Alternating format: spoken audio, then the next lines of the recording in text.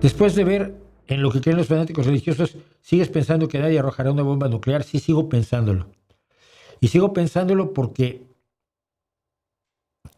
siempre tiende a imponerse la razón, aunque sea por parte de pocas personas. Son los pocos relevantes, ¿no? Los pocos relevantes son los que han hecho los cambios en el mundo. Luego le gustan a todo el mundo, sí, claro, pero al principio la gente se opone al cambio.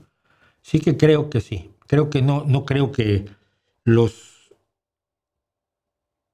responsables de las Fuerzas Armadas de Estados Unidos acepten una orden de lanzar una bomba atómica. No cuando están conscientes de que su comandante en jefe es un hombre que está totalmente desequilibrado y hay mucha gente en los altos mandos de las Fuerzas Armadas retirados ahora que lo están diciendo, y si lo piensan ellos, lo piensan los que no se han retirado. J.C. Salinas, eso no pasó con Hiroshima y Nagasaki. ¿Qué sería diferente esta vez? ¿Qué no pasó? ¿Que se resistieran las Fuerzas Armadas? Mira, lo expliqué. Busca La Terrible Decisión Atómica, es uno de los vídeos de este canal, donde te cuento cómo se toma la decisión, cómo se hacen los cálculos de cuántas personas van a morir si se invade Japón para obligarlo a rendirse.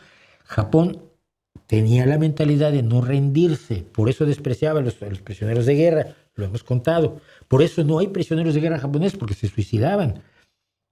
Entonces se hizo el cálculo, los expertos militares del momento hicieron el cálculo de cuántos soldados aliados, principalmente estadounidenses, morirían en la invasión de las islas japonesas y cuántos civiles japoneses que estaban preparados para resistir, durante años fueron preparados para resistir una invasión por parte de los militaristas de Tojo, cuántos iban a morir y qué tan difícil iba a ser la conquista de Japón.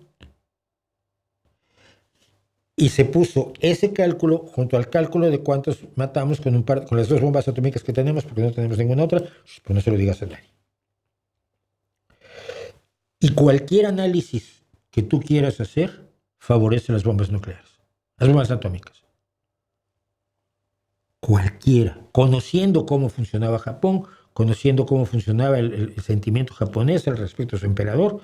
Acuérdate que su emperador no lo vieron nunca, y no lo oyeron hasta que hace la locución en radio el 10 o el 11 de agosto, o el 9 mismo, no me acuerdo, en esos días, anunciando que Japón se rendía y que tenían que rendirse todos, que no podían resistirse a cuando llegaran las fuerzas de ocupación.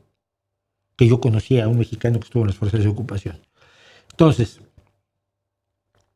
entender todo eso hace que digas qué horror tener que decidir esto, pero en la guerra no hay decisiones buenas, hay decisiones malas o más malas. Entonces, el ejército estaba a favor de no asesinar a millones de japoneses, se calculaban 5, y a 1 millón de sus propios soldados, y más a favor de arrojar dos bombas atómicas que mataron a 200,000 personas y terminaron con la guerra. Que no estés de acuerdo, estoy completamente a favor. Puedes no estar de acuerdo, pero no es un capricho. No es es que las mandaron porque son malas personas. No, hubo un análisis bélico y en el vídeo de La Terrible Decisión Nuclear lo cuento.